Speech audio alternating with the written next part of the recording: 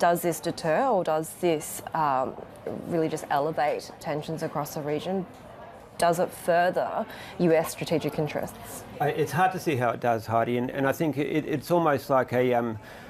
They have to do it. They have to respond. Does it do anything? It's hard to say, because they also flagged this so far ahead of time that it was almost like they were saying to the Iranians, get your people out of here so we don't escalate it.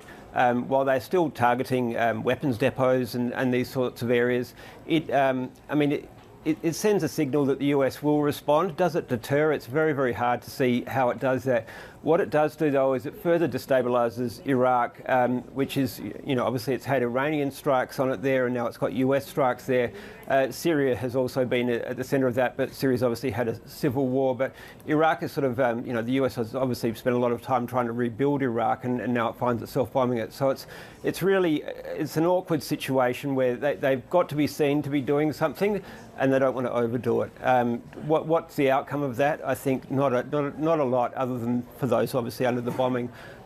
So this is probably likely to continue. How much impact it has on Iran's proxies, it's hard to see that it really deters them. Certainly the Houthis, there were strikes on them recently as well, and they said, well, that means war. We'll keep going. So it's very, very difficult to see this as changing the ball game.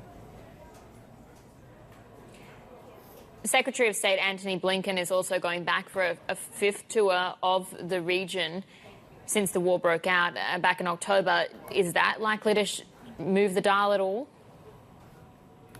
Yeah, I mean, Annabelle, it's interesting, isn't it? I mean, they're obviously very, very keen, the US, on getting some sort of deal, and Qatar as well in the region, on some sort of ceasefire deal here with Israel and Hamas.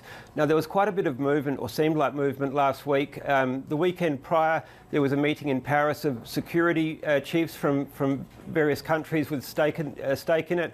Hamas hasn't responded yet. An offer has been made. Prime Minister Netanyahu has said that Israel hasn't agreed to everything that's in the media, so it's we're sort of in a grey zone there. And US National Security Advisor Jake Sullivan said the ball's really in Hamas's court, and he didn't sound terribly confident that a deal was going to come to pass.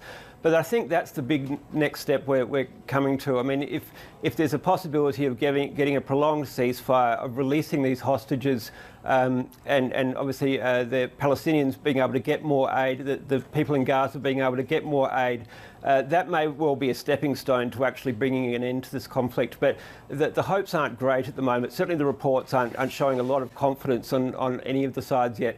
But we really do have to wait to hear what Hamas says on that.